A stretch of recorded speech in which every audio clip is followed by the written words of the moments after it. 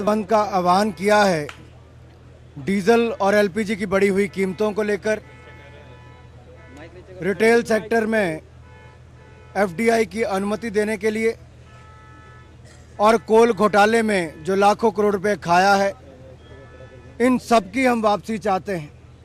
हम चाहते हैं कि तेल की बढ़ी हुई कीमतें वापस हो, एलपीजी की बढ़ी हुई कीमतें वापस हो, एफडीआई को रिटेल सेक्टर में अनुमति ना दी जाए और जो कोल घोटाले में जो देश का सबसे बड़ा घोटाला है उसमें प्रधानमंत्री इस्तीफा दें, न्यायिक जांच बिठाएं और कोल खदानों का आवंटन रद्द किया जाए।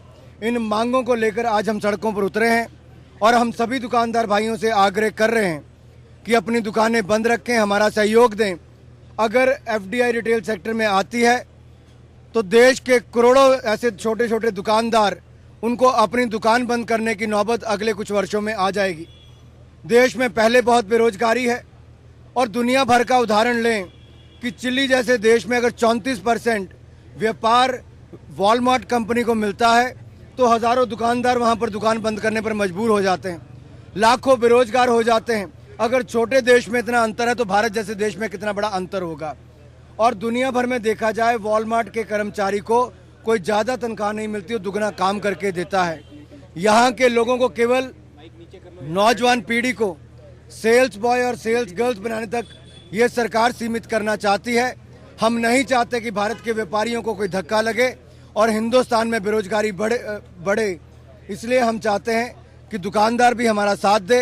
इस बंद को शांतिपूर्वक तरीके से हम करेंगे, लेकिन देश के लोगों को जागरूक करेंगे बंद के माध्यम से कि एक और इस भ्रष्ट सरकार ने देश को लूटा है, लूट कर खोखला कर दिया।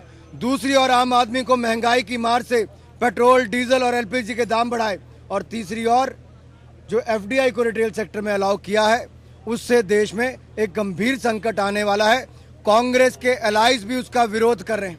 कांग्रेस ने अपने एलाइज के साथ भी उनका समर्थन अभी तक नहीं लिया, चाहे सपा हो, डीएमके हो, टीएमसी हो, इन सब ने खुले मन से विरोध किया है। कम्युनिस्ट भी सड़कों पर उतरे हैं।